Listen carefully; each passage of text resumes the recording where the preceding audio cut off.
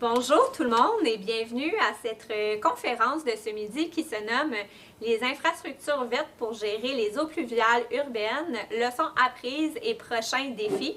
Donc, je me nomme, mon nom c'est Cassandra Plot, je suis chargée des communications et marketing à la Faculté des sciences et génie.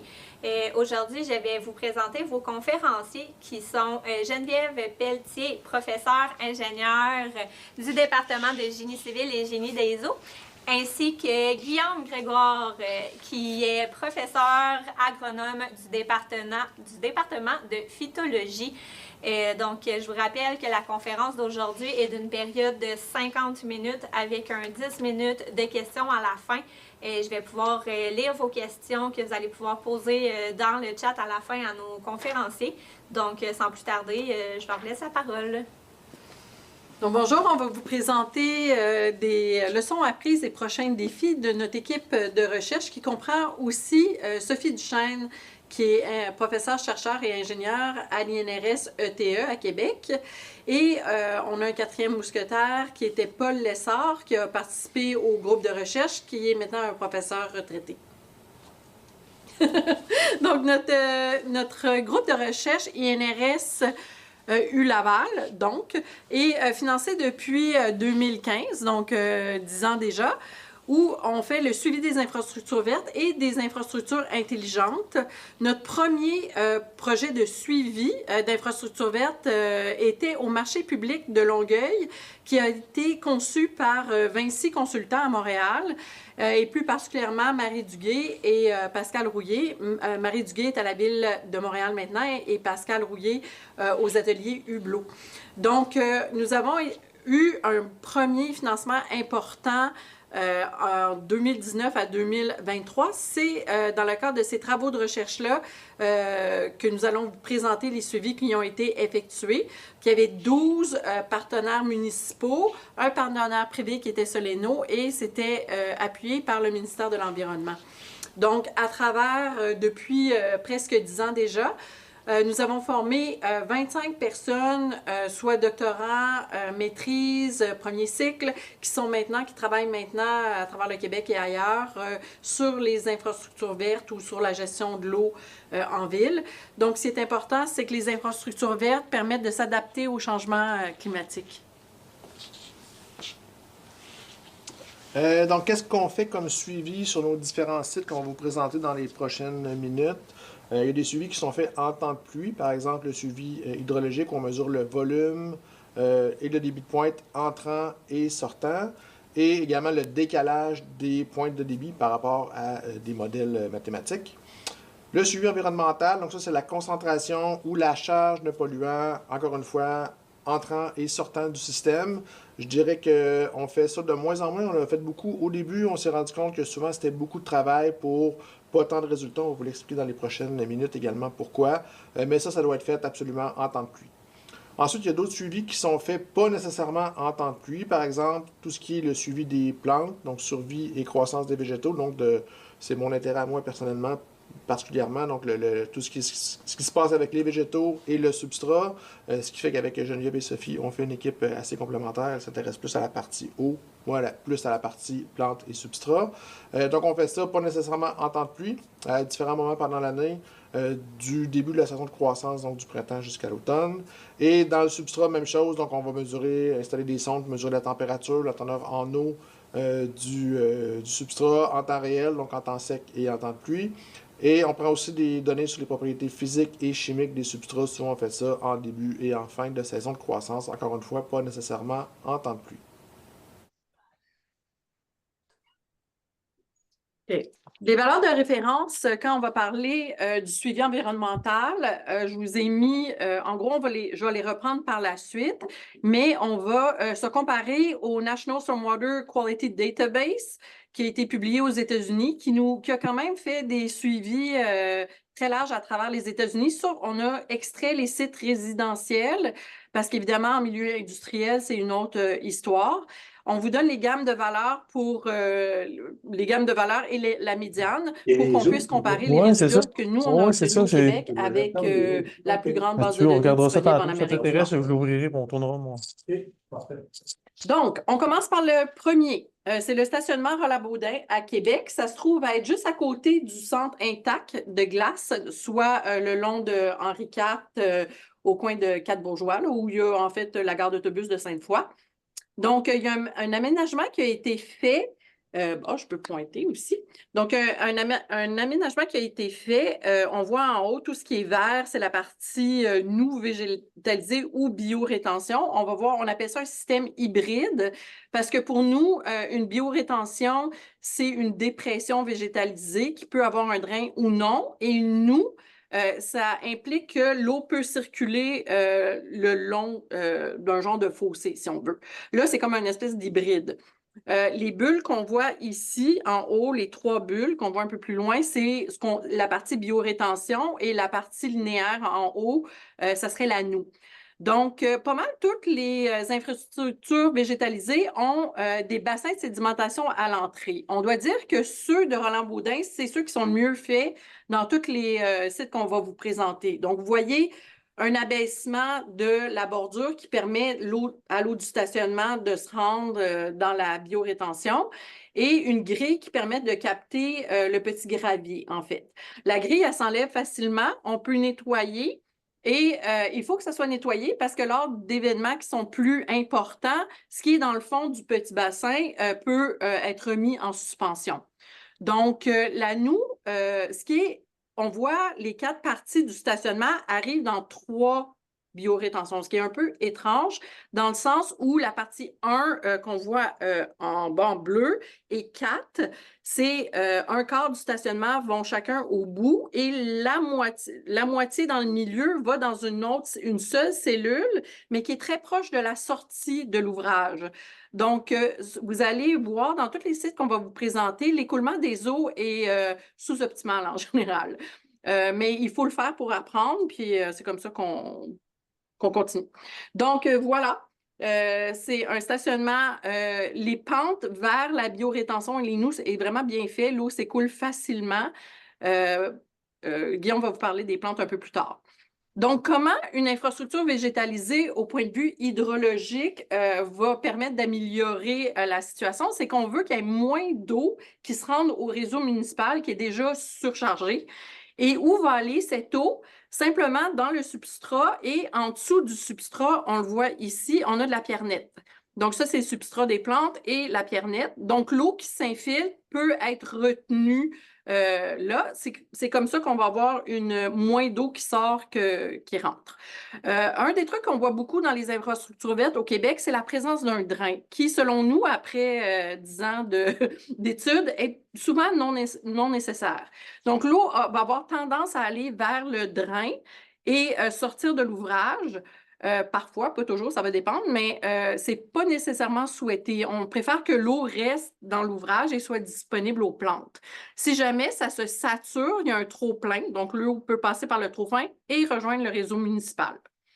Donc, au niveau de la survie des plantes, c'est Guillaume qui va vous le présenter après. Donc, pour un exemple de ce qu'on fait pour calculer la performance hydrologique, voici une pluie qui a eu lieu le 13 juillet 2021, qui était de 25 mm, qui est comme souvent la pluie de design pour les infrastructures vertes. Cette pluie-là de 25 mm a tombé pendant 3 heures. Et il y avait eu quand même de l'eau dans les jours précédents. Puis ça, c'est important parce que s'il y a de l'eau dans les jours précédents, ça veut dire que toute la place pour accumuler de l'eau dans l'ouvrage n'est pas nécessairement disponible. Avec ce constat-là, il y a quand même eu pour cette pluie-là une réduction de volume de 87 une réduction des débits de pointe de 97 et un décalage de 4,4 heures. Pourquoi un décalage est important? C'est quand il pleut, l'eau qui tombe sur l'asphalte va aller directement au réseau municipal, mais quand on retient l'eau dans des infrastructures végétalisées, qu'elle arrive après, la pointe de débit a eu le temps de passer dans les réseaux, donc ça soulage le réseau d'amener l'eau après. Même chose pour les débits de pointe. Si on réduit le débit, le plus grand pic de débit qui arrive au réseau municipal, on aide le réseau. Donc, en haut, quand on présente nos résultats, on voit la pluie toujours en axe inversé. Ici, on voit la réponse du stationnement à la pluie. Et finalement, on voit tout en bas ici, ça c'est le niveau d'eau, et on voit la réponse à la sortie de l'ouvrage. Donc, si on n'avait pas eu d'infrastructure verte, c'est ça qui serait arrivé au réseau municipal. Et en ce moment, c'est ça. Donc, bravo. Ce que je veux montrer ici, c'est une pluie après, qui est plus petite, donc elle est le 21 juillet, mais l'autre était le 13, mais les points bleus vous montrent des mesures qu'on a faites sur le terrain et la courbe rouge, c'est de la modélisation. Donc, on a des modèles mathématiques qui calculent le ruissellement et on peut vous montrer que si on compare avec des mesures, le modèle mathématique représente très bien la réalité de l'écoulement sur de l'asphalte. À toi. Donc, dans ce cas-ci, Roland Baudin, c'était la première collaboration qu'on a faite ensemble. Donc, je suis arrivé peut-être un petit peu plus tard dans le projet. Donc, le seul suivi qui a été fait pour les plantes, c'est de la survie. Un peu de croissance aussi, mais surtout de la survie. Les conclusions, en général, la plupart des espèces qui ont été implantées sur le site ont bien survécu, se sont bien développées, il n'y a pas eu d'enjeu. L'exception étant Ceclaria autumnalis, qui est une graminée qu'on voit ici sur la photo en bas. Juste pour vous donner un exemple, à la plantation, il y a 255 individus qui ont été plantés.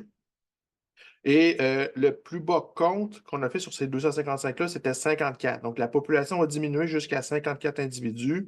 Il y a eu une certaine reprise, ce n'est pas une ligne droite comme ça, là. Il y a des fluctuations, donc les plantes peuvent se diviser, se reproduire, il peut y avoir par exemple des graines qui vont tomber, qui vont donner un nouvel individu.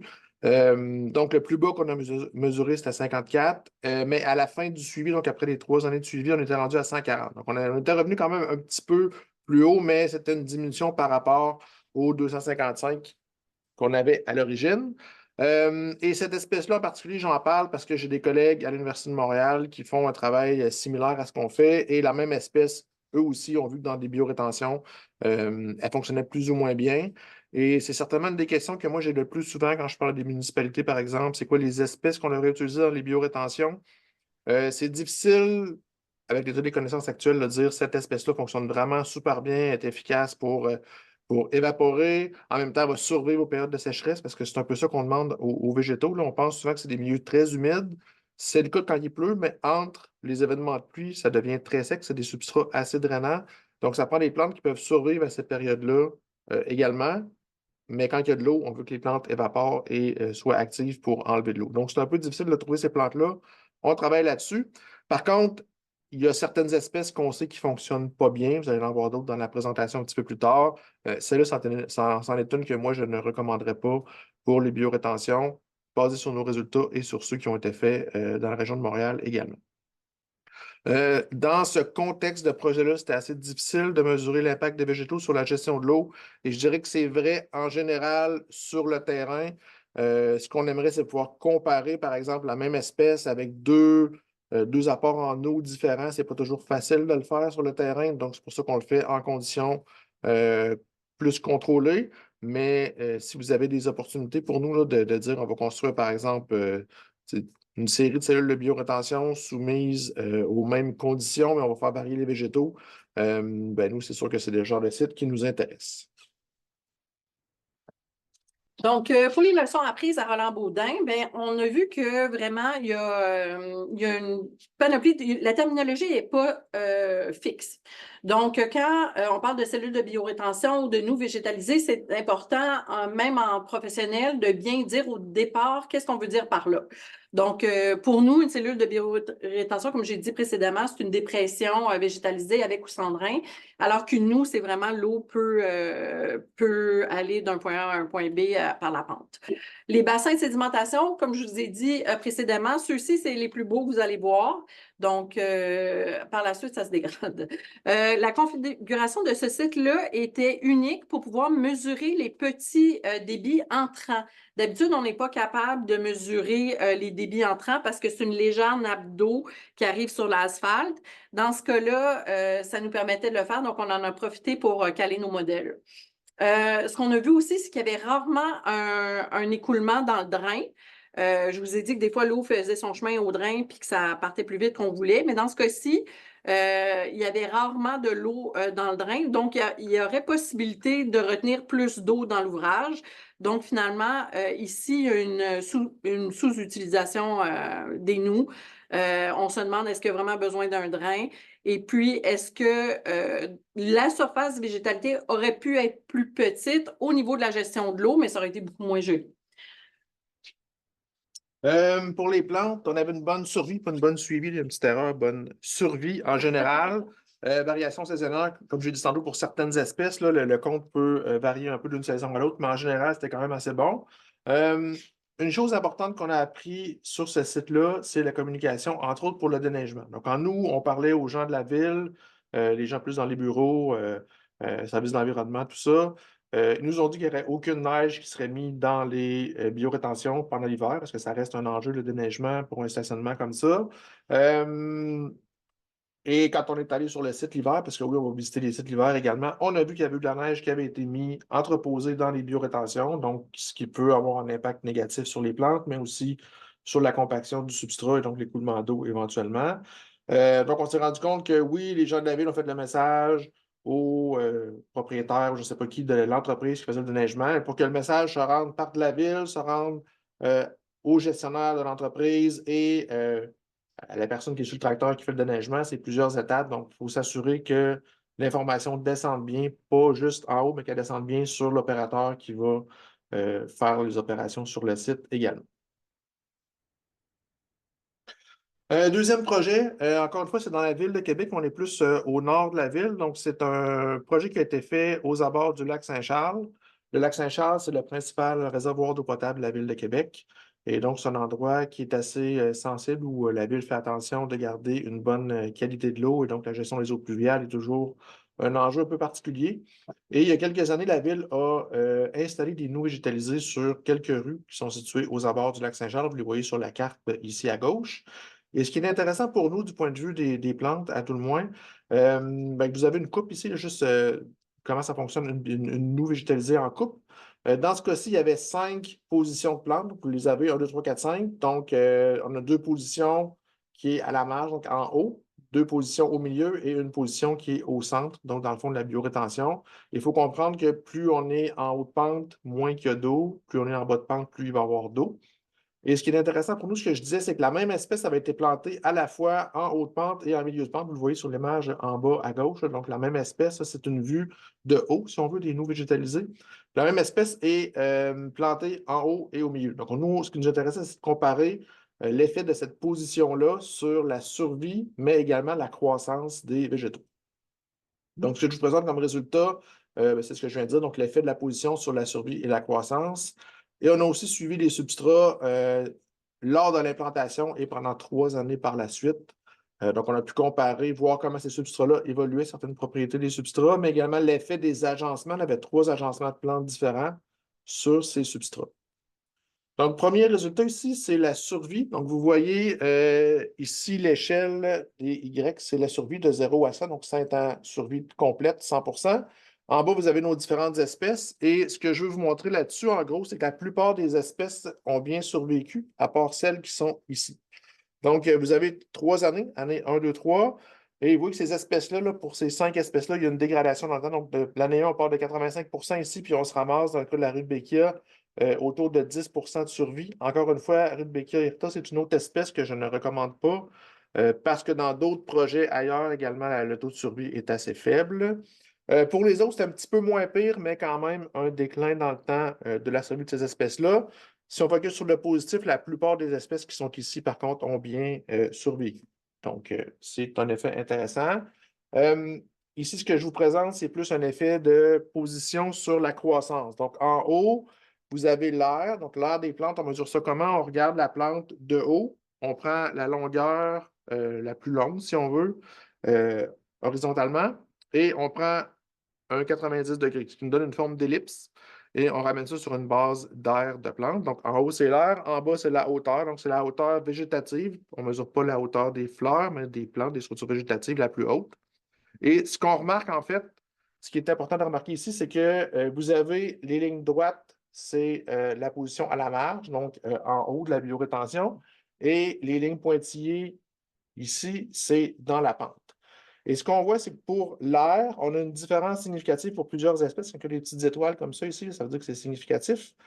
Par exemple, ici, cette espèce-là, l'air était beaucoup plus grande. Pour une même espèce, les individus qui étaient plantés en haut étaient beaucoup plus larges que ceux qui étaient plantés en milieu de pente. Et on le voit ici pour la majorité des espèces, là, ici, c'est le cas. Pour la hauteur, on a aussi vu un effet de position, mais c'est l'inverse. Donc, si on regarde ici, les individus qui sont en milieu de pente étaient plus hauts, significativement plus hauts que ceux qui étaient plantés en haut de la pente pour une même espèce. Donc, comment on explique ça? Probablement une question de compétition là-dedans. Donc, les plantes qui sont en haut compétitionnent seulement contre l'individu qui est dans la pente, donc vont pouvoir prendre plus de place, alors que ceux qui sont dans la pente, ils ont l'individu d'en bas, l'individu du haut, ils n'ont pas beaucoup de place pour prendre de l'espace horizontalement, donc ils vont pousser de manière plus haute. Et pourquoi c'est important? C'est surtout dans le cas dans ce cas-ci, une rue résidentielle, les nous étaient de chaque côté des entrées de maison, donc pour le triangle de visibilité, c'est assez important de garder une hauteur raisonnable pour que les gens puissent voir la circulation quand ils reculent de leur entrée. Donc, la hauteur peut avoir un impact là-dessus, certainement. Autre résultat, ça, c'est les substrats. Donc, je vous présente 4 propriétés des substrats. Donc, vous avez le pH ici, matière organique. CEC, c'est la capacité d'échange cationique, c'est la capacité du sol à retenir des éléments nutritifs et à les redonner aux plantes, si on veut. Et l'ISP, c'est l'indice de saturation en phosphore, qui est plus une mesure environnementale. Donc, on utilise ça en agriculture pour savoir c'est quoi les risques que le phosphore ne soit pas fixé sur le sol, mais soit relargué vers l'environnement. Ce que je veux vous montrer là-dessus, vous avez en noir, c'est sur la rue Armand, et en mauve sur la rue des Morettes, donc 2 rues différentes. Et ce qui était surprenant, c'est que si vous regardez pour matière organique, CEC et l'ISP, ici, grosse différence entre les 2 rues. Donc, on a vraiment une ségrégation pour ces propriétés-là entre les 2 rues. Et ça, ce que ça nous dit, c'est pas des propriétés qui évoluent très rapidement dans les sols. Donc, probablement que même si la ville a acheté le sol, le substrat en fait, de biorétention au même fournisseur, donc ça vient du même endroit, il y a une grande variation entre les mêmes lots qui proviennent du même endroit pourtant. Et ça peut avoir un impact assez significatif sur les propriétés du substrat et donc la performance pour les végétaux, mais pour enlever les contaminants également. L'autre point important, c'est l'ISP ici. Là, vous voyez que dans le cas de la rue des Morennes, on est autour de 25. La rue Armand autour de 15. En agriculture, la valeur critique est de 13. Donc, dans les 2 cas, là, on dépasse quand même pas mal la valeur critique qui serait peut-être quelque part ici. Et ça, ce que ça nous dit, c'est qu'il y a un risque de relargage du phosphore à moyen long terme s'il s'en accumule trop dans les biorétentions. Donc, c'est à surveiller. On n'a pas continué le suivi au-delà de 3 ans, mais c'est une chose à surveiller dans ce cas-là. Autre résultat sur le substrat, c'est la conductivité hydraulique à saturation. En gros, c'est la vitesse d'infiltration de l'eau dans le substrat. Ce qu'on voit ici, ça, c'est en 2021, excusez, 2022. Donc, on a une légère diminution dans le temps. Par contre, la bonne nouvelle, c'est que nos agencements de plantes ont un impact là-dessus. Donc, ici, dans le cas de l'agencement B, on avait une meilleure infiltration que dans le cas des deux autres agencements. Donc, ça veut dire qu'on peut modifier cette propriété-là avec le choix des espèces. Donc, probablement que la morphologie racinaire des plantes va influencer ça jusqu'à un certain point. On voudrait que ça soit relativement infiltrant, mais pas trop. Donc, on veut que l'eau s'infiltre quand il y en a beaucoup, mais comme Geneviève le disait tantôt, on veut que l'eau reste le plus longtemps possible dans le système parce qu'il y a quand même plein de bienfaits qui sont associés à ça pour les végétaux et pour l'environnement. Donc, leçon apprise du site au Lac-Saint-Charles. Certaines espèces, là, je l'ai montré tantôt, sont moins adaptées aux biorétentions. La position, donc si vous plantez une même espèce en haute pente et en milieu de pente, attendez-vous à avoir des impacts sur sa croissance, autant en largeur qu'en hauteur.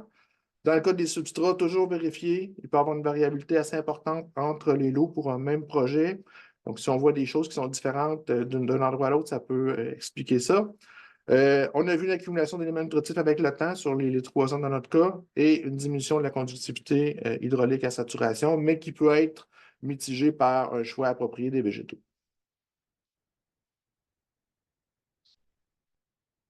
Voilà, on va vous parler maintenant du stationnement incitatif Montarville à Boucherville. Donc, c'est un stationnement pour aller laisser la voiture pour prendre des transports en commun vers Montréal. Donc, sur le stationnement, il y a plusieurs choses. Donc, il y a des cellules de biorétention qu'on voit ici et il y a deux types de pavés qui, au départ, étaient des pavés perméables. En fait, il y a trois types de pavés. Il y a du pavé alvéolé aussi qu'on voit juste à côté des végétaux ici. Là, juste à côté, vous voyez un pavé avec de la végétation dedans. La flèche verte, c'est du pavé qui était perméable, mais qu'on a imperméabilisé. Donc, un pavé, c'est comme l'interbloc. Et les joints sont faits avec la petite pierre qui fait que l'eau qui tombe sur le pavé va dans les joints et peut s'infiltrer. Dans ce cas-ci, les joints ont été injectés avec un polymère pour empêcher l'eau de s'infiltrer parce qu'il n'y avait pas assez d'eau qui se rendait vers les plantes. Donc, tout ce qui est gris pâle sur l'image, c'est du pavé perméable. Donc, les joints permettent d'infiltrer l'eau. Tout ce qui est encadré en vert, c'est du pavé qui a été imperméabilisé. Donc, on empêche l'eau de rentrer dans les joints. Et on voit qu'il y a autour justement des pavés imperméables des biorétentions. Donc, ce qu'on a suivi à Boucherville, c'est la performance hydrologique, la performance environnementale en termes de matière en suspension, azote, phosphore total et conductivité électrique, et aussi les plantes. Donc, ça, c'est des résultats globaux. Puis, ce qu'on est extrêmement fiers, c'est que pour avoir des résultats de performance hydrologique ou environnementale, ça demande énormément d'investissement sur le terrain. C'est pas rare qu'après un ou deux étés de suivi, on se retrouve avec 8 événements, des résultats pour 8 événements. Dans ce cas-ci, Véronique Guay, qui a réalisé l'étude, était extrêmement motivée, puis elle a été chanceuse, c'est un peu des deux, mais extrêmement motivée aussi. Donc, il y a eu vraiment beaucoup d'événements, ce qui me permet de vous présenter des statistiques plutôt que vous présenter événement par événement. Donc, on voit que les réductions de volume étaient en moyenne très, très élevées. Les réductions de débit de pointe, comme j'en ai parlé précédemment, très élevées. Et le délai tout à fait acceptable pour que la pluie qui tombe sur les surfaces imperméables se rende au réseau. Et 6h07 plus tard, l'eau des cellules de biorétention. Parfois, dans nos résultats, on a des valeurs négatives, puis il y a toujours pas mal une raison qu'on n'est pas capable de prouver, mais on a des hypothèses. Des erreurs de mesure, c'est vraiment pas facile, ou un sol déjà saturé, ce qui fait que ce qui sort est plus grand que ce qui rentre parce que l'eau peut sortir. Et voilà. Pour la performance environnementale, on a, comme j'ai dit précédemment, les MES, matière en suspension, azote, phosphore et conductivité électrique. Et on voit qu'en moyenne, l'enlèvement entre l'entrée et la sortie est très élevé pour les matières en suspension. Ça va très bien pour l'azote et le phosphore. Mais ce qu'on remarque pour la conductivité électrique, c'est qu'en général, elle est plus élevée à la sortie qu'à l'entrée. Et on voit aussi que dans toutes les mesures qu'on fait encore là, il y a l'impact des petites valeurs et des imprécisions de mesure. Donc, on va reparler de la conductivité électrique pour d'autres sites aussi. Pour les végétaux, donc on les a suivis sur ce site-là également. Donc, en général, pour les arbres, il y avait 6 espèces. Tous les arbres ont bien survécu, il n'y avait pas d'enjeu à ce niveau-là. Je vais revenir tantôt, mais le fait d'avoir des arbres, ça permet de faire de l'ombre et ça va vraiment favoriser la croissance des espèces dans les pavés alvéolés qui étaient à proximité.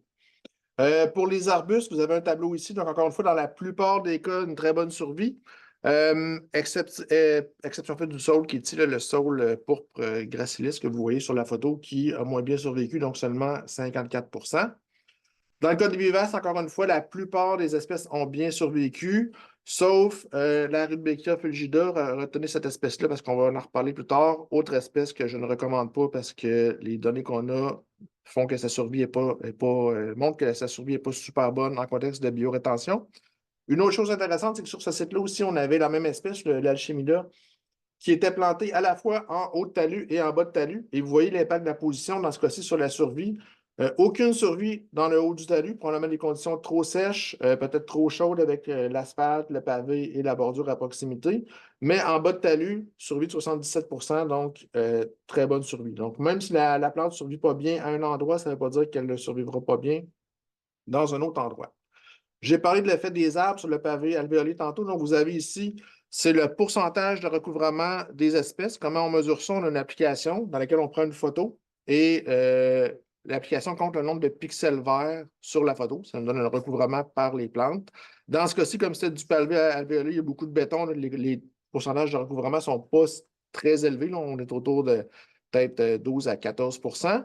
Mais un point commun, donc ça, c'est différentes dates dans la saison. Un point commun, tous les endroits où on avait une bonne, je dirais, une couverture végétale plus élevée, ce sont des endroits qui étaient à l'ombre, donc sous les arbres. Donc, ça a vraiment un effet bénéfique. Pourquoi? C'est que le pavé alvéolé, dans ce cas-ci, est en béton. Donc, le béton pendant l'été chauffe, ça fait sécher le sol qui n'est pas très gros. La chaleur aussi a un effet négatif pour les plantes. Puis pendant l'hiver, on va déneiger. Donc, les plantes sont exposées directement au gel. Donc, les arbres n'ont pas d'impact dans ce cas-ci. Mais l'été, il y a des stress pour les plantes. L'hiver aussi. Donc, c'est pas facile de faire pousser des plantes dans le pavé alvéolé. Donc, à ce stationnement-là, on a vraiment vu qu'on avait d'excellentes performances hydrologiques et environnementales. Ce qu'on s'est aperçu, puis sur la plupart des sites, ça va être vrai, c'est que l'écoulement des eaux n'a pas été fait pour favoriser la croissance des plantes. Donc, souvent, les ingénieurs qui ont fait la conception ont essayé d'infiltrer de l'eau à plein de places différentes au lieu de laisser l'eau ruisseler vers les plantes. Donc ça, il faut y penser. Bien que c'est bien de mettre du pavé perméable, peut-être pas à une place où ça permet l'infiltration avant que ça arrive aux plantes. C'est un site où il y avait des défauts de construction et on en a vu partout. Vous pouvez voir sur la photo en bas, l'eau ruisselle selon la flèche bleue et est supposée arriver sur le bassin de sédimentation, mais le bassin de sédimentation est dans un bloc de béton et il y a un espace entre les deux. Ça a probablement été réglé là, depuis ce temps-là. Là. Quand le suivi a été fait, ça avait lieu, mais sûrement que la ville de Boucherville a corrigé ce défaut. Mais parfois, quand nos étudiants sont envoyés sur le terrain, ils ne comprennent pas trop comment ça fonctionne. Puis souvent, c'est parce qu'il y a une erreur souvent à la construction. Donc, je dirais qu'en général, les infrastructures vertes sont bien conçues et mal construites, mais avec le temps, ça va se régler. Autre constat pour ce site-là, donc il y avait vraiment beaucoup de plantes, là, vous voyez sur les photos, là, autant en haut qu'en bas. Et ça, c'est toujours difficile des fois de trouver l'équilibre entre on veut que ça devienne beau et vert rapidement, mais on ne veut pas que ça coûte trop cher de plantes non plus. Dans ce cas-ci, la ville a vraiment mis le paquet et c'était un peu trop, ce qui peut entraîner de la mortalité s'il y a trop de plantes, trop de compétition. Mais en même temps, ça peut devenir une pépinière. Donc, on pourrait aller chercher des plantes dans cet endroit-là et les transplanter sur d'autres sites similaire, donc tout n'est pas perdu si on intervient à temps. Pavé alvéolé en béton, je l'ai dit tantôt, c'est un milieu assez difficile. On l'a vu là, on l'a vu à d'autres endroits aussi. Difficile pour la végétation, je l'ai dit tantôt, c'est très chaud l'été, très sec, puis l'hiver, on vient comme enlever la couverture de neige. À la fin de la présentation, je vous montre un cas où ça a mieux fonctionné, puis je vais vous expliquer pourquoi. Mais en général, c'est assez difficile le pavé alvéolé. Donc maintenant, on va passer à la rue Sainte-Claire à Rivière-du-Loup. Donc, au lieu d'un stationnement, on est dans une rue résidentielle très large, donc 18 mètres au départ. C'est le cas dans beaucoup de municipalités de moyenne taille au Québec. On en trouve énormément des rues résidentielles très larges et c'est une super belle opportunité pour implanter des infrastructures vertes. Ici, la conception a été faite par la ville de Rivière-du-Loup. Donc, ce qui a été décidé de faire, c'est d'implanter une piste multifonctionnelle pour se rendre au bout, qui est le parc de la Croix, qu'on a une vue splendide sur le fleuve Saint-Laurent.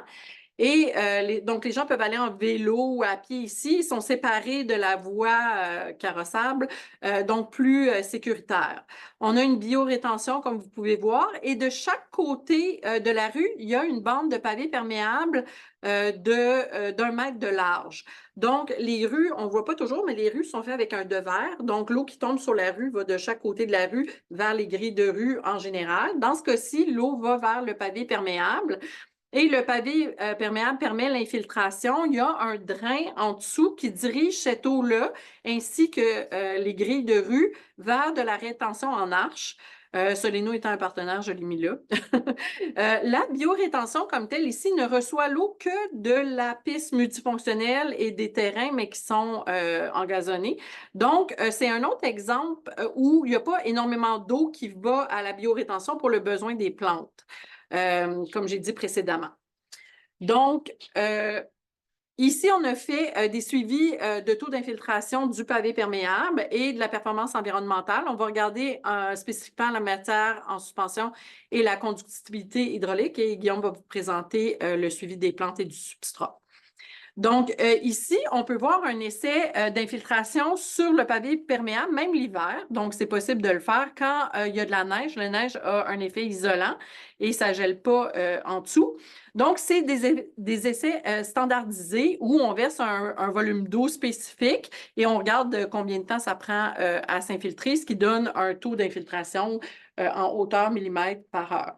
Donc, les pavés perméables sont en général designés pour 21 000 millimètres à l'heure. Donc, voilà. Et on voit à travers ici le temps les essais qui ont été faits. Donc, plus au début de l'ouvrage, on avait de très hauts taux d'infiltration. Et après, ces 3 endroits différents, mais ça baisse énormément. À quoi on se compare, en fait? C'est que si on regarde ici, j'ai pris Rimouski comme exemple, pour une pluie 1 heure qui arrive une fois en 100 ans, on parle d'à peu près 40 mm/h. Donc, 40 mm/h, c'est tout en bas ici. Donc, même si le pavé perméable a tendance à se colmater, souvent, il est quand même capable d'infiltrer de très grandes pluies, même si on est loin du taux d'infiltration initial. Maintenant, pour les matières en suspension, on voit ici le plus haut chiffre obtenu quand on a fait des échantillons. Ça ressemble un peu au verre d'eau ici qui est plutôt brun. Et le plus bas, la plus basse concentration qu'on a obtenue était de 3 une fois que l'eau est passée à travers tout le système. Donc, dans cette colonne ici, on a l'entrée du système. Ici, on a la sortie du pavé perméable. Et ici, on a la sortie de tout le système après les bassins en arche souterrain.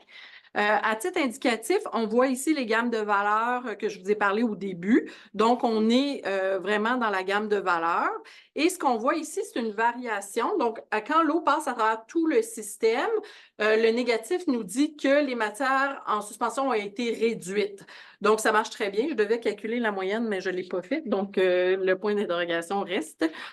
En termes de conductivité hydraulique, encore là, si vous voyez le plus gros chiffre électrique, qu'est-ce que j'ai dit? Hydraulique, c'est une déformation professionnelle. Donc, ici, on est à l'entrée du système et ici, on est à la sortie du système. Et ici, encore là, on a des valeurs de référence. Donc, on est dans les valeurs de référence. Et ici, la variation est positive. Ça veut dire qu'en sortie, la conductivité électrique est plus grande qu'à l'entrée. Donc, il y a vraiment, on se pose la question, est-ce que les matières en suspension amènent les sels de déglaçage vers le bassin souterrain? Ou est-ce que c'est plus que quand on relargue, il y a moins de volume d'eau, donc les sels sont plus concentrés, ce qui ferait augmenter la conductivité électrique à suivre. Donc, à toi. Donc, pour les végétaux, encore une fois, bonne survie en général. J'ai marqué faible entretien. Ça dépend vraiment des municipalités. Dans ce cas-ci, c'était presque entretenu comme une plate-bande. Donc, c'est un faible entretien pour une plate-bande. Il y avait quand même une taille annuelle qui était faite. Pas de fertilisation, à ma connaissance, qui a été fait là, ce qui est parfois le cas ailleurs, qui est un peu une réflexion un peu bizarre de fertiliser des plantes dans une biorétention où on veut améliorer la qualité de l'eau. Il y a quand même un risque de contamination. Bref, dans ce cas-ci, ça a bien survécu. Par contre, le triangle de visibilité ici, là, au coin de la rue, sur la photo juste ici, peut être un enjeu. Donc, il faut faire attention pour s'assurer qu'il y a une bonne visibilité, que de choisir des plantes qui ne montent pas trop haut. Vous avez des graminées là, qui, à la toute gauche de l'image, où là, si ces graminées-là étaient plantées plus proche du coin de la rue, on pourrait avoir un enjeu de sécurité. Donc, toujours faire attention à ça quand vous réfléchissez à vos infrastructures. Ici, juste pour vous montrer, on a mis des sondes à 3 profondeurs différentes dans le substrat de biorétention, donc 10 cm, 35 cm et 60 cm. Et on voit qu'en temps sec, là, la teneur en eau du sol du substrat est assez faible, donc autour de 25 et assez similaire pour les trois profondeurs. Par contre, lorsqu'on a des pluies, on a une augmentation, surtout pour la sonde qui est à 60 cm. Donc, plus on est profondément dans le sol, plus la teneur en eau est élevée. Donc, on a du stockage, mais si on va aller chercher cette eau-là, ça prend des plantes qui ont des systèmes racinaires qui vont descendre jusque-là. Et c'est assez fréquent qu'on voit ça. Là. Plus on descend dans le sol, ce qui se passe, c'est que à l'interface entre le substrat et la pierre en dessous, on a un bris de conductivité hydraulique et l'eau va s'accumuler là. C'est une nappe perchée qu'on appelle. Donc, l'eau va s'accumuler en profondeur dans le système. Donc, encore une fois, si on veut la valoriser, c'est intéressant de prendre des végétaux qui ont des systèmes racinaires qui descendent en profondeur pour aller chercher cette eau-là. Donc, encore là, mais vous vous en doutez, on n'a pas assez d'écoulement vers les biorétentions, mais quand même, les plantes avaient une bonne survie. On a une excellente performance de réduction des matières en suspension. On voit de l'augmentation de la conductivité électrique, comme dans la plupart des sites, mais on ne comprend pas bien d'où ça vient, donc on continue nos recherches là-dessus. Comme vous voyez sur la photo ici, c'est l'entretien printanier. Il y a énormément d'abrasifs qui sont mis pendant l'hiver et il faut enlever toutes les petites roches sur les pavés perméables si on veut que le taux d'infiltration reste bon. Ce qui nous a un peu surpris, c'est que les matières organiques ont tendance aussi à colmater les pavés. Donc, pour tout ce qui est pavé perméable, il faut prévoir un entretien. Là, le temps file à toute vitesse, donc je vais sauter Saint-Hyacinthe. Si ça vous intéresse, vous pourrez le regarder ou m'appeler si vous avez des questions, mais on va sauter ça. Voilà, et on va aller vers Saint-Charles-Borromée. Donc, Saint-Charles-Borromée, ce sont 3 rues qui ont été réaménagées, encore une fois, des rues larges. La ville a décidé de rapetisser un peu la largeur et installer des noues végétalisés dans ce cas-ci. Et ce qui nous intéressait sur ce site-là, c'est que dans les noues, parfois, il n'y avait aucun arbre, parfois, il y avait un arbre, parfois, il y avait 2 arbres dans une même noue. Donc, on voulait aller mesurer l'effet de ces arbres-là sur la survie et la croissance des autres végétaux, donc des arbustes et des vivaces qui sont à côté. Également, sur la gestion de l'eau, c'était plus difficile à voir. On n'a pas vu vraiment d'effet dans ce cas-ci des arbres. C'est sûr que les arbres sont relativement jeunes, sont tout petits. Par contre, avec le temps, on s'attend qu'il y ait peut-être un effet là-dessus. On va essayer de suivre ce site-là à plus long terme. Donc, vous avez un exemple ici. Ce que je vais vous présenter, ce sont des résultats de survie et de croissance des espèces selon la présence d'arbres, mais également selon la canopée mature. Donc, ça, c'est la rue Gouin qui a été refait avec les noues de chaque côté. Vous voyez qu'à certains endroits, donc comme plus dans le bas de la photo plus proche, on a seulement les petits arbres qui ont été mis dans les biorétentions. Plus loin dans la rue, on a des arbres plus matures qui ont eu une importance, un impact sur ce qui se passait dans les biorétentions. Donc, je vais vous présenter un petit peu tout ça. Donc, ici, vous avez la survie de 3 espèces, donc Hémérocale, Diervilla et Rudbeckia fulgida. Je vous ai dit tantôt de retenir cette espèce-là, puis vous voyez son taux de survie. Encore une fois, cet endroit-là, comme c'était le cas à Boucherville, si je me rappelle bien, très mauvaise survie, donc pas une espèce recommandée.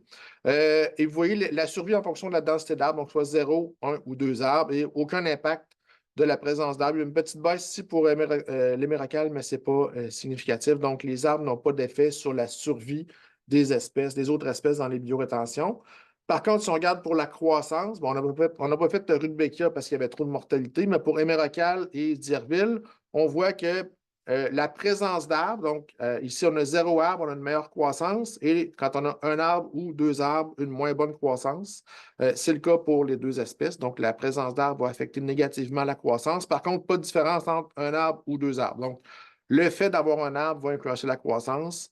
Si on en rajoute 1 versus 2, on n'a pas un effet additionnel de ça. Je parlais de canopée mature, ça a un impact assez important par contre. Donc, pour une même espèce dans la biorétention, si on est en conditions ensoleillées, on a une moins bonne croissance en conditions ombragées, dans le cas de l'Hémérocale et du Dierville. Ça peut paraître contre-intuitif. On aurait pensé qu'avec plus de lumière, les plantes auraient plus poussé, mais en fait, c'est un effet vraiment de chaleur. Donc, les plantes qui ne sont pas sous une canopée mature sont vraiment exposés au soleil, au rayonnement direct. On a la rue, le trottoir, plein de surfaces imperméables qui deviennent chaudes. Donc, on pense que c'est un assèchement des plantes qui se produit. Donc, le fait d'avoir une canopée mature autour permet une température plus faible et donc une meilleure croissance des espèces. Donc, leçon apprise, je vais le faire Geneviève, ça va. Encore une fois, c'est des larges rues résidentielles. La largeur était réduite avec les infrastructures végétalisées, donc c'était beaucoup plus beau, vous avez vu sur la photo tantôt. Par contre, les citoyens qui étaient déjà là, nos étudiants sur le terrain avaient quand même plusieurs, pas des plaintes, mais des commentaires des citoyens. On a coupé le nombre de stationnements. Donc, ça reste toujours un enjeu d'acceptabilité sociale quand on fait ce genre de projet-là. Il faut garder ça en tête, bonne communication à faire avec les citoyens. Vous voyez ici un exemple encore une fois, la trappe à sédiments, qui est la trappe ronde en fonte. Ben, il y a un espace entre l'entrée d'eau et cette trappe-là. Donc, l'eau peut faire le tour. Comme Geneviève a dit tantôt, souvent, c'est mal construit, un peu comme on a vu à Boucherville. Donc, pas sûr que ça fait vraiment la job à cet endroit-là. Et le trop-plein, vous voyez la petite structure grise est juste à côté. Donc, est-ce qu'on permet vraiment à la biorétention de se remplir pour ensuite aller dans le trop-plein? On n'est pas certain de ça non plus. Donc, c'est à considérer quand on construit également. Et j'ai dit qu'il n'y avait pas de résultat d'effet des arbres sur la croissance. Ben, je l'ai dit aussi, les arbres sont encore jeunes, sont relativement petits, vous l'avez vu sur la photo tantôt. À long terme, on pense que ces résultats-là pourraient changer, donc un suivi plus long serait nécessaire pour les arbres.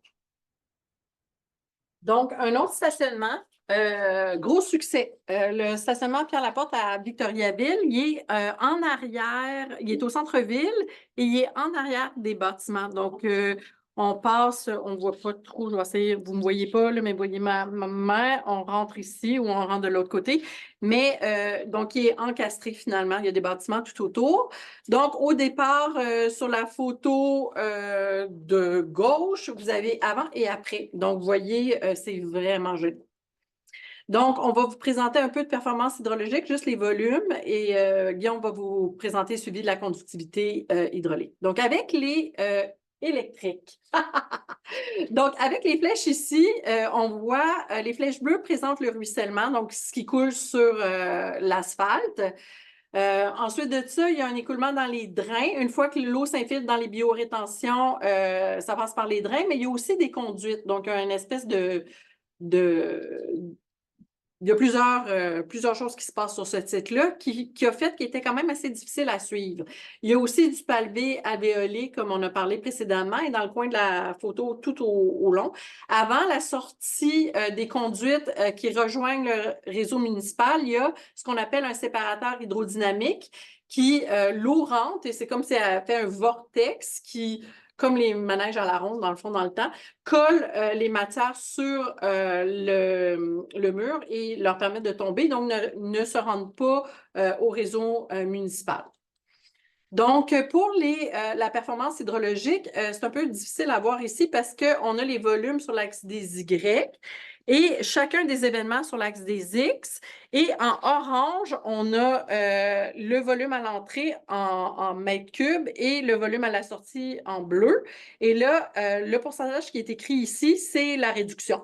Donc, bien que 32 ici, on se demande pourquoi le 32 est élevé, c'est parce que c'est du orange au bleu. La moyenne du volume qui reste dans l'ouvrage, ben, en fait, est de 72 %, donc ça fonctionne très bien. Ici, c'est la conductivité électrique dans le substrat. Donc, on a installé des sondes qui étaient dans le substrat et qui mesuraient en temps réel la conductivité électrique, et ça du 27 novembre au 4 août. Donc, on ne l'a pas dit clairement, mais la conductivité électrique, c'est un peu une mesure des sels dissous. Donc, nous, on utilisait ça beaucoup pour mesurer le sel de déglaçage. Mais on se rend compte que c'est peut-être pas une bonne mesure. En fait, c'est pas assez précis parce que ça mesure la quantité d'ions dissous, peu importe les ions. Donc, quand on mesure du ruissellement, là, on mesure le sel, mais ce qu'on se rend compte, c'est qu'après que l'eau soit passée dans le substrat, des fois, il peut y avoir un échange d'ions, puis c'est plus nécessairement du sel qu'on mesure. Donc, c'est un de nos soupçons. Geneviève a dit qu'on continue à étudier là-dessus, c'est ce qu'on regarde. Mais ce que je voulais vous montrer ici, on est vraiment dans le substrat de biorétention. Donc, vous avez la conductivité électrique ici sur l'axe des X et des Y, excusez. Et vous avez des critères qui sont basés sur des critères d'eau d'irrigation agricole, donc risque faible à risque très élevé.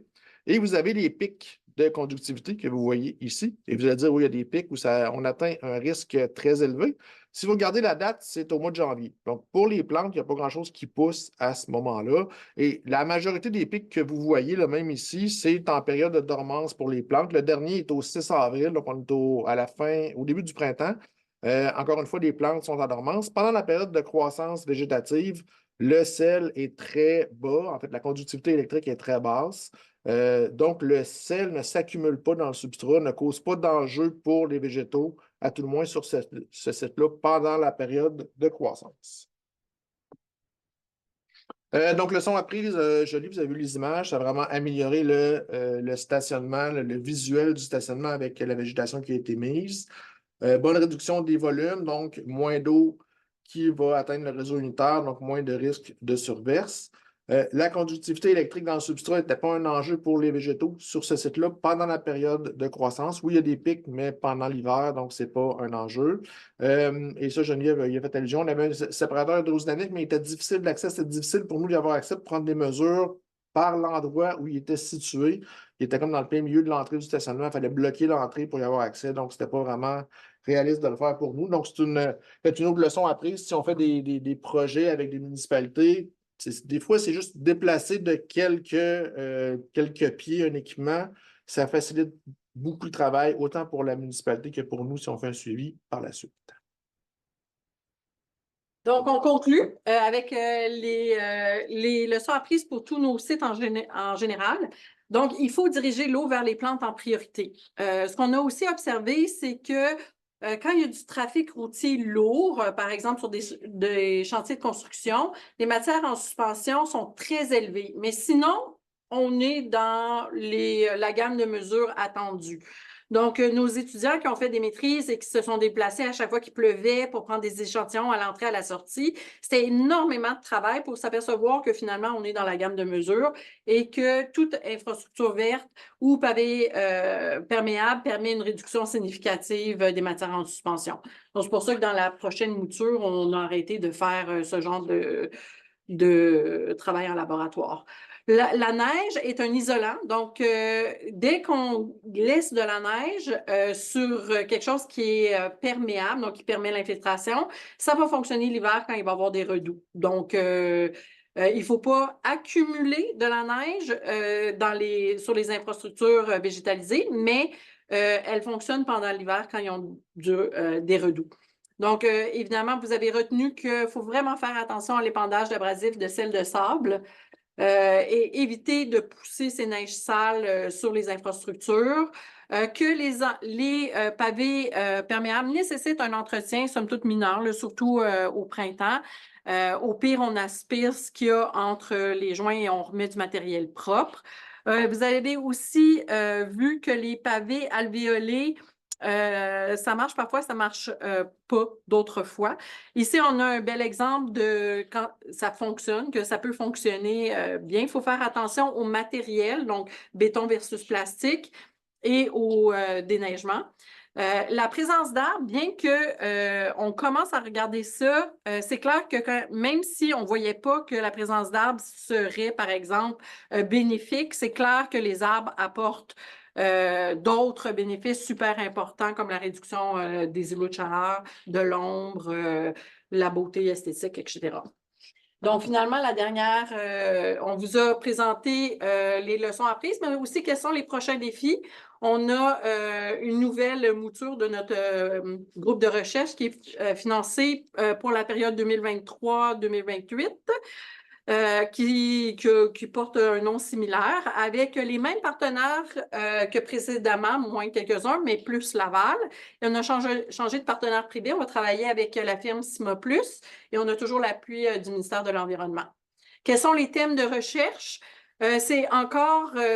On veut quantifier les processus associés aux infrastructures vertes en lien avec l'adaptation au changement climatique, mais le faire en milieu contrôlé avec Guillaume.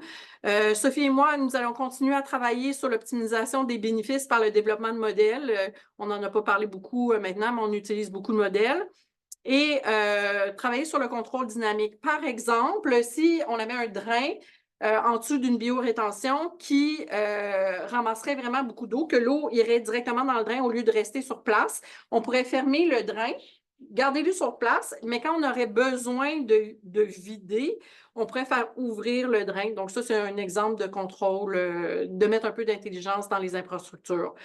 Aussi, on travaille sur le développement d'outils d'aide à la décision basés sur le cycle de vie des infrastructures vertes. Donc, on a un nouveau prof à l'Université Laval dans notre département qui s'appelle Charles Breton, qui est un spécialiste de l'analyse de cycle de vie et l'analyse de cycle de vie, ça se fait beaucoup dans les bâtiments. Là, on veut voir comment on peut faire ça pour les infrastructures vertes. Donc, dans le futur proche, donc dans les 5 prochaines années, on va former 4 doctorants, 11 maîtrises et beaucoup de stagiaires de premier cycle. Et on espère que ces gens-là vont répandre la bonne nouvelle à travers le Québec et ailleurs. Merci pour votre attention. On a dépassé un petit peu le temps, mais pas si pire. On a quand même plusieurs questions en ligne. On va essayer de répondre à tout le monde. J'ai une première question qui dit « On voit plusieurs bassins de rétention autour des échangeurs d'autoroutes. Avez-vous une collaboration et des projets communs avec le ministère provincial? » Moi, j'en ai. J'aime bien, mais ça ne touche pas tant ça les bassins. Moi, j'ai une collègue, Monique Poulin, dans mon département, qui regarde ces bassins-là, plus dans une optique sans dire qu'on va remplacer des milieux humides, on va un peu essayer d'aller chercher les mêmes fonctions qu'un milieu humide. Donc oui, on regarde ça. J'ai un gros projet où on travaille là-dessus, entre autres le choix des espèces. Choix des espèces vraiment dans les zones plus inondées, mais aussi dans les zones plus sèches, les zones mésiques, où on essaie de faire des mélanges plus pour les pollinisateurs. Une des contraintes dans ce genre de bassin-là, c'est souvent les pentes. Donc, généralement, plus les pentes sont douces, mieux c'est, mais ça prend aussi plus de place. Donc, oui, dans le cas, on travaille avec le ministère des Transports pour ces bassins-là. On a aussi une maîtrise à l'INRS par Kelly Proto qui a fait le suivi de bassins d'orage. On a plusieurs travaux sur les bassins d'orage, mais entre autres. Parfait. J'ai une autre question ici. Dans le cadre de projets de développement immobilier ou projets de construction, y a-t-il une façon de présenter ces systèmes à un promoteur privé pour qu'il y trouve un bénéfice ou est-ce que le bénéfice se trouve au niveau des villes et municipalités? Bien, en fait, la réglementation, tout nouveau développement doit répondre à des critères de qualité d'eau maintenant. Donc, la réglementation du ministère de l'Environnement oblige que les nouveaux développements n'aggravent pas la qualité de l'eau ou les impacts hydrologiques. Donc, ça part du ministère de l'Environnement, ça va vers les municipalités. Les municipalités ont leur propre réglementation et travaillent avec les promoteurs. Il y a des villes ailleurs dans le monde, au Québec peut-être moins, mais qui donnent des incitatifs pour ça aux promoteurs. Donc, ils disent on va vous diminuer votre compte de taxes ou peu importe si vous mettez en place ce genre d'infrastructure-là. Donc, c'est une autre avenue qui est explorée, là, qui pourrait être faite. Parfait. Prochaine question. Y a-t-il des données sur la contamination du sol sous les pavés perméables en raison des voitures stationnées? Essence, huile, autres. Bien, en fait, on n'en a pas parlé, mais c'est une excellente question. Il peut avoir, lorsqu'on creuse, on peut mettre 2 types, soit un géotextile qui va permettre à l'eau de s'infiltrer dans le sol en dessous ou une géomembrane qui va imperméabiliser. Donc, quand on a peur de contaminer, par exemple, la nappe phréatique, on va mettre une géomembrane. Mais je pense qu'on a beaucoup peur d'avoir peur. Donc, les hydrocarbures flottent. Donc, c'est rare qu'ils vont migrer à travers le sol. Donc, je dirais qu'à part en milieu industriel, moi, j'irais vraiment avec géotextile qui permet l'infiltration dans le sol. Okay. Pouvez-vous nous expliquer pourquoi suivre la conductivité électrique? Je l'ai dit un peu tantôt, je pose la question déposée avant, mais pour nous, c'est un peu un indicateur de la présence de sel de déglaçage. J'ai dit que ce n'est pas un indicateur parfait parce qu'on ne mesure pas juste le Na et le Cl, on mesure d'autres éléments, mais c'est un peu une manière facile de mesurer la présence de sel de déglaçage. Puis comme j'ai dit, on se rend compte que c'est peut-être, je pense qu'en amont des systèmes, ça va, mais après ça, dans ce qui sort, ce qu'on mesure, ce n'est pas toujours du sel. Donc, on commence à mesurer les ions séparément plutôt que la CE globale. Fait qu'on travaille là-dessus, mais c'est un peu ça l'idée de mesurer la conductivité électrique. C'est un indicateur de qualité de l'eau qui est un peu proxy pour le sel de déglaçage. Et c'est aussi un polluant permanent, c'est-à-dire qu'il ne se biodégrade pas. Donc, une fois que tu en mets, il va rester là pour toujours. Il ne peut qu'augmenter, il peut être dilué, mais il ne disparaît pas. Tu parles du sel de Du déglaçage. sel de déglaçage. Donc, l'utilisation de sel de déglaçage, une fois qu'on le met, il ne disparaîtra plus. Donc, si on l'accumule, ça va avoir un effet dans l'environnement à long terme. Et il n'est pas non plus géré par les biorétentions. Si on a de l'azote ou du phosphore, ça peut être soit fixé au sol, au substrat, absorbé par les plantes, ce qui n'est pas le cas du sel. Le sel ne reste pas, il est soluble, donc il passe avec l'eau à travers. Pour le cas de la rue Sainte-Claire à Rivière-du-Loup, avez-vous prévu des puisards puisque du pavé perméable est prévu sur le bord de la chaussée? Oui, l'écoulement sur ce site-là est très complexe. Il y a 3 rues perpendiculaires qui arrivent vers la rue Sainte-Claire et il y a des puisards qui amènent cette eau-là directement au bassin souterrain. Donc, différentes parties du site, l'eau va prendre différents chemins. C'est assez complexe. Ce qui passe par le pavé perméable va dans des drains et se rend au bassin en arche. Mais il y a aussi d'autres puisards sur le site qui amènent directement l'eau dans le bassin, les bassins en arche. En fait, tout le site transite par le bassin de rétention souterrain.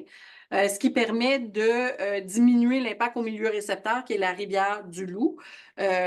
Donc, l'eau qui va vers la rivière du Loup de ce site-là, il va à plus petit débit. Combien de pertes de stationnement il y a eu à Victoriaville? Je ne sais pas, mais il y en a eu. Il y en a eu, mais il me semble que ça n'a pas eu tant d'impact que ça. Sur la ville, on a fait des analyses, puis pour les commerces autour, il n'y a pas eu vraiment d'impact ressenti. Là. Oui, en nombre d'espace, il y a un impact, mais dans les faits, le stationnement était peut-être trop grand pour la capacité qu'on avait besoin. Fait que de mémoire, il n'y a pas eu d'impact négatif pour les commerces à proximité. Vous pouvez les compter en regardant les images. Mais oui, effectivement, il y a une perte. Parfait. Qu'est-ce qui explique l'impact négatif de la présence d'arbres sur la croissance des plantes, autre que la canopée? Quand on parle des arbres dans les biorétentions, c'est qu'on a de la compétition qui se fait pour la lumière, pour l'eau, les éléments nutritifs. Donc, plus on a de plantes, plus on a de compétition. Donc, les arbres, souvent, vont avoir un système racinaire qui est plus profond, plus étendu. Donc, vont aller chercher de l'eau et des éléments nutritifs qui ne seront pas disponibles pour les autres plantes à proximité. Puis, de la lumière, éventuellement, dans ce cas-là, on ne l'a pas vu parce que les arbres sont trop petits. Même chose pour la lumière aussi. Donc, ça va avoir un effet négatif. Puis, même s'il y a un effet négatif sur les plantes à proximité, l'effet global reste positif. Là, Geneviève va parler des effets positifs des arbres aussi. Il ne faut pas voir ça seulement dans le contexte de la biorétention, mais si on regarde dans un contexte plus large, l'arbre a un effet positif au final quand même. C'est ma dernière question ici. Pavé alvéolé, est-ce que les produits type grasse pave en plastique seraient intéressants?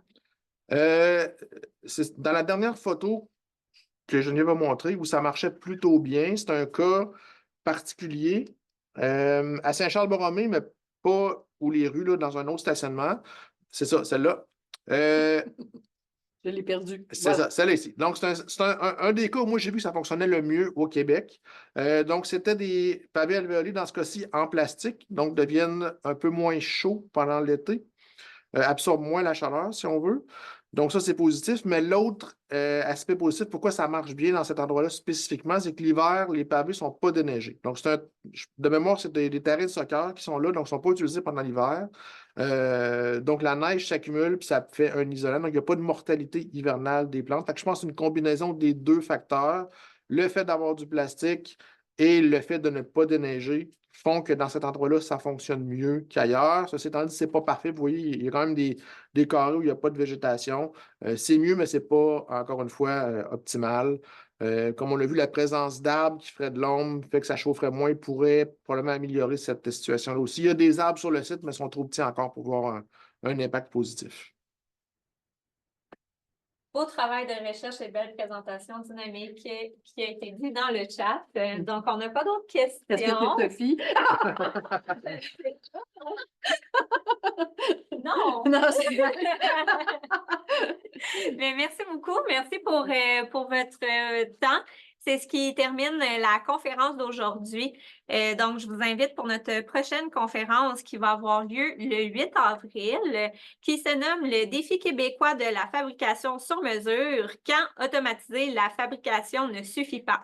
Donc, ce sera donné par Jonathan Godreau et par Maude Beauchemin. Donc, comme ça a été mentionné, vous allez pouvoir revoir la conférence d'aujourd'hui sur notre site web. Ça va également vous être envoyé, ainsi qu'un sondage de satisfaction pour recueillir vos impressions. Donc, je dis merci à tout le monde et merci Maude et Guillaume et bon après-midi à tout le monde.